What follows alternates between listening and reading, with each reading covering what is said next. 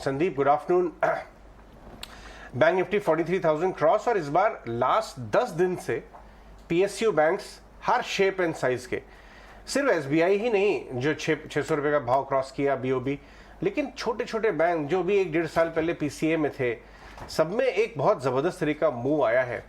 जी हाँ, कुछ कई नाम इनमें से ऐसे हैं जिनके नंबर्स भी रिकवरी और एक रिबाउंड दिखा रहे थे। लेकिन आप कैसे देख रहे हैं स्पेस को? अभी भी आपकी preference large ones SBI type में ही रहेगी, या आप ओपन है थोड़ा नीचे भी देखने के लिए, या आप क्वेश्चन करेंगे व्यूअर्स को? देखिए अजय, ये टिपिकली एक फैग एंड जब फाइनेंशियल सेक्टर का परफॉर्मेंस आता है तो उस समय ये होता है कि लोग ढूंढते हैं कि सस्ते बैंक्स कौन से छूट गए, पीएसयू बैंक्स। तो ये हमने हिस्टोरिकली बहुत समय देखा है। अब लॉन्गर टर्म क्या हम व्यू चेंज कर सकते हैं? इसके लिए ये व्यू चेंज करने के लिए आपको ये व्यू चेंज करना पड़ेगा कि पब्लिक सेक्टर बैंक्स अपना डिपॉजिट मार्केट शेयर लूज नहीं कर रहे, और जो यंगर जनरेशन है, जो नए लोग हैं, जो जो जो ज्यादा कमाते हैं आज के दिन, उनका झुकाव प्राइवेट सेक्टर बैंक की तरफ नहीं है अपने पैसे रखने का। अगर आपका व्यू ये है तो आप सोच सकते हैं कि लॉन्गर टर्म पीएसयू बैंक्स अच्छा करेंगे। मेरा व्यू ये नहीं है। मेरा व्यू ये है कि ब्रेड एंड बटर जो बैंक्स का होता है वो लो कॉस्ट डिपॉजिट होते हैं, और ज्यादातर छोटे पीएसयू बैंक्स का मार्केट शेयर इसमें गिरता जा रहा है और आगे जाके भी और गिरता जाएगा, और इसलिए इनकी प्रॉफिट्स प्रेशर में आएंगे। और हमने हिस्टोरिकली देखा है जब भी इंटरेस्ट रेट 2-2.5% से बढ़ते हैं तो एक वापस से एनपीए इश्यूज शुरू हो जाते हैं पीएसयू बैंक्स में। क्या ये इस बार का साइकिल डिफरेंट होगा? अगर जो लोग उम्मीद करते हैं तो वो सोच सकते हैं कि हाँ फिर भी इनमें कुछ वैल्यू है, लेकिन मुझे लगता है कि वापस थोड़े बैलेंस शीट इश्यूज ये वगैरह शुरू हो जाएंगे अगले 1-2 साल में इन बैंक्स में। तो इसलिए मैं कॉशियस हूँ। तो मेरा प्रेफरेंस अगर पीएसयू बैंक तक अपने लेना है तो जो लार्ज 1-2 हैं उस पे ही रहें, या फिर प्राइवेट सेक्टर बैंक्स पे रेफर करें। मैं चाह रहा था कि आप इस बात को एक्सप्लेन करें, क्योंकि एक साथ बहुत ज़रूरत से ज़्यादा एक्सूबरेंस आ रही है कई ऐसे नावों में, शायद वो उतना डिजर्व भी नहीं करते। तो अपने व्यूअर्स को कॉशन करना टाइम टू टाइम ज़रूरी भी है कि भावनाओं में बह मत जाइए और थोड़ा सोच समझ के ही एक्ट करिए। चलिए वापस आते हैं, ये एफएमसी की मिनट्स और सीपीआई के डायरेक्शन पे क्या व्यू है आपका? यूएस मार्केट तो एक अच्छी सी तेज़ी में के मूड में आ गया, 28,000 वाला डाउ 34,000 क्रॉस कर गया। क्या आपको लगता है कि ये छोटे छोटे हाइक अब नॉर्म हो जाएंगे और इन्फ्लेशन का मामला जो है वो एक बार के लिए एटलीस्ट डायरेक्शन तो नीचे है, if the speed is questionable?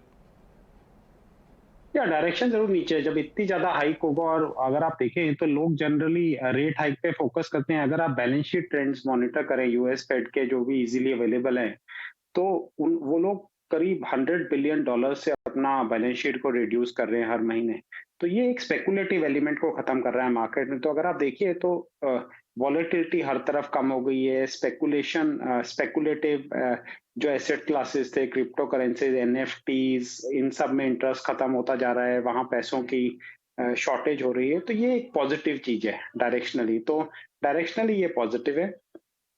जहां मार्केट अंडर एस्टिमेट कर रहा है मेरे हिसाब से सारे सिनारियों को, वहां ये है कि रेट्स ऊपर जाएंगे, अभी यहां से भी और ऊपर जाएंगे, और फिर ऊपर रहेंगे कुछ समय के लिए। काफी जो एनालिस्ट है वो ये सोचते हैं कि रेट एक बार ऊपर जाएंगे और फिर सेंट्रल बैंक उनको इमीडिएटली कट करना शुरू कर देंगे। ऐसा नहीं होगा, क्योंकि अभी भी यूएसए में इन्फ्लेशन 7.5% से ऊपर है, और यूएस फेड का टारगेट 2% है। यूरोप में इन्फ्लेशन 10% से ऊपर है, वहां के सेंट्रल बैंक का टारगेट भी 2% से नीचे है। तो इसलिए ओवरऑल मार्केट, अगर लोग सोचते हैं कि 2023 में बहुत ज्यादा मार्केट चढ़ जाएगा, ऐसा नहीं होने वाला।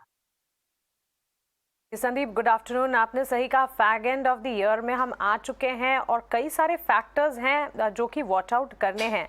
लेकिन एक चीज़ ये भी है, ऐसी भी बातचीत है कि लॉन्ग टर्म मनी जो है वो इंडियन मार्केट्स की तरफ मूव होता हुआ दिख रहा है, जो कि अदरवाइज चाइना के मार्केट्स की तरफ होता है। चाइना +1 स्ट्रैटेजी ने प्ले आउट भी किया है, और इस वक्त की सिचुएशन अगर देखें तो कंट्री इंडिया पर्टिकुलरली अपने आप को मैन्युफैक्चरिंग हब, एक अच्छा मैन्युफैक्चरिंग हब बनाने की दौड़ में शामिल हो चुका है। इसमें काफ़ी हद तक कामयाबी भी मिल रही है। इस पर आपके थॉट्स क्या होंगे?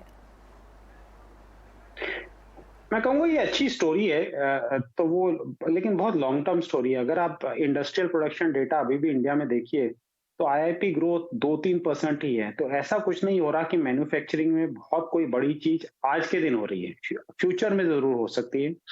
दूसरा, जो पैसा है मार्केट में वो रिटर्न्स को चेज करता है। तो आज के दिन चाइना में जो प्रॉब्लम्स हैं उस कारण से वहां के मार्केट्स ऑलमोस्ट 20 साल के लो पे जाके वापस रिकवर हुए हैं। तो अगर अगले साल इनके कोविड रिस्ट्रिक्शंस कम होगी, अगर थोड़ा रिवाइवल आएगा तो हो सकता है पैसा वापस वहां जाए, क्योंकि जो फॉरेन इन्वेस्टर्स हैं उनको रिटर्न से मतलब है, उनको ये नहीं मतलब कि उनको इंडिया में ही इन्वेस्ट करना है या नहीं करना। तो ये चीज हमें देखनी पड़ेगी, लेकिन डायरेक्शनली अगर 10-20 साल का जिनका होराइजन है तो वहां पे ये स्टोरी जरूर प्ले करेगी, क्योंकि चाइना के इकोनॉमी में बहुत स्ट्रक्चरल इश्यूज है जिस कारण से उनकी ग्रोथ सब पार रहेगी अगले कुछ सालों तक। ये जो आज खबर आई टाटा कंज्यूमर्स की बिस्लरी को अक्वायर करने की, ये आपने कैसे देखी?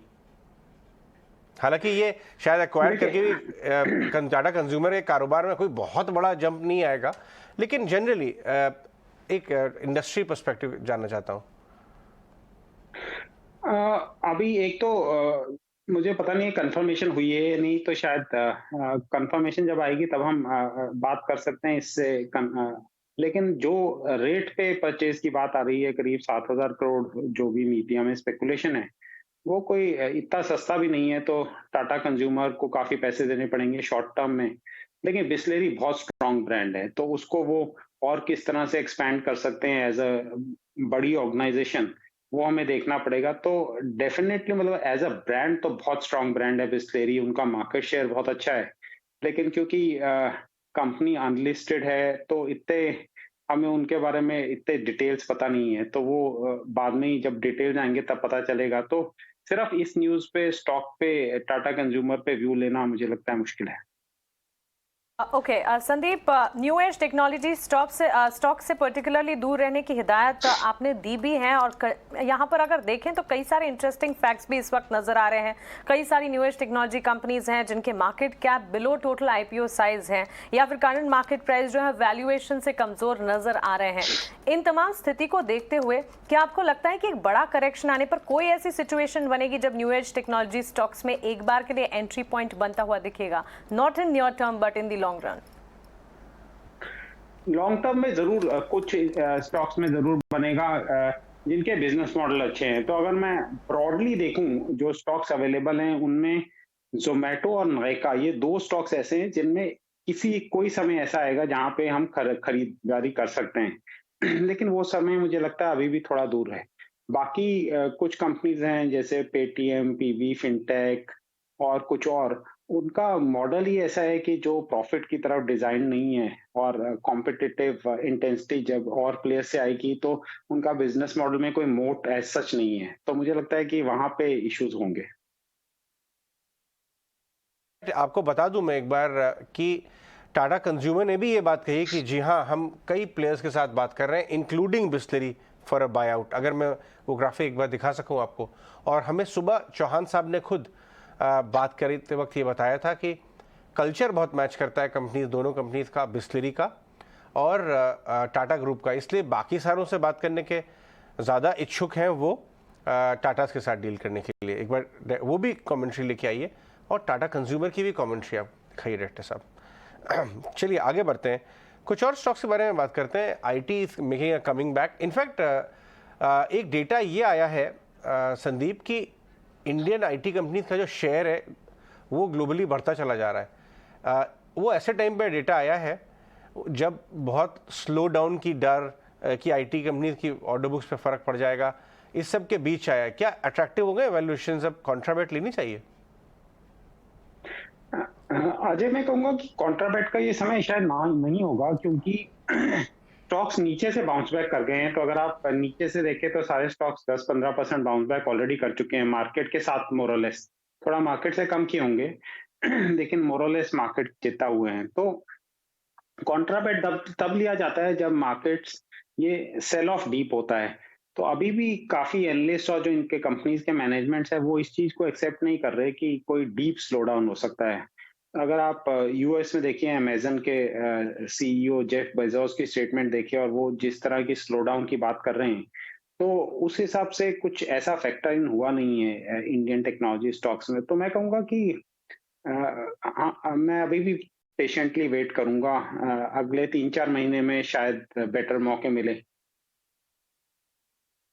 संदीप, ये तो आप इन पर्टिकुलर सेक्टर की बात करें, लेकिन इसके अलावा क्योंकि हम जल्द ही नए साल में एंटर भी करने वाले हैं, तो नए साल न्यू ईयर थीम के तौर पर या फिर कोई आपके पसंदीदा सेक्टर्स अगर आप हमें सुझाना चाहें, क्योंकि इन दिनों केपिक्स थीम काफ़ी ज़्यादा फोकस में रहे। कई सारे sectors like capital goods, cement, इसी के चलते एक अच्छा ग्रोथ भी दिखा चुके हैं। साइडवेज सेक्टर्स जिनकी चर्चा काफ़ी नहीं होती थी, वैसे सेक्टर्स लाइक फर्टिलाइजर, शुगर, इन सेक्टर्स में भी अच्छा एक्शन दिखा है। क्या ऐसे कोई सेक्टर्स हैं आपके रेडार पर? या काफी समय के बाद शुगर में बलरामपुर चीनी में हमने एक्सपोजर लिया है करीब 310-15 के लेवल्स पे, और मुझे लगता है कि ये एक साइकिल बॉटम था, यहाँ से साइकिल टर्न करेगा और इन कंपनीज को जो इथेनॉल पॉलिसी है उसका भी काफी फायदा रहेगा। तो पिछले साल काफी यील्ड्स के इशू थे, प्राइसिंग के इशू थे, वो सब इस साल बेटर हो जाएंगे। तो ये मुझे एक थीम ठीक लगती है अगले 1-2 साल के लिए। दूसरा कुछ ऑटो एंसिलरी सेगमेंट जैसे टायर्स, उसमें हमें लगता है कि अपोलो टायर जैसे कंपनी बहुत अच्छा प्लेस्ड है। इस बार की मैनेजमेंट कमेंट्री में भी उन्होंने इंडिकेट किया था कि रॉ मटेरियल प्राइसेस नीचे आने के कारण अगले 2-3 क्वार्टर्स में काफी मार्जिन इंप्रूवमेंट होगा। शॉर्ट टर्म में रिजल्ट्स के बाद स्टॉक में सेल ऑफ आया है क्योंकि यूरोप में विंटर टायर्स का इनका काफी अच्छा बिजनेस है और यूरोप में विंटर्स डिले हुए हैं। तो ये मुझे लगता है कि अगर इस कारण से थोड़ा करेक्शन रहता है स्टॉक में तो ये अच्छी अपॉर्चुनिटी हो सकती है।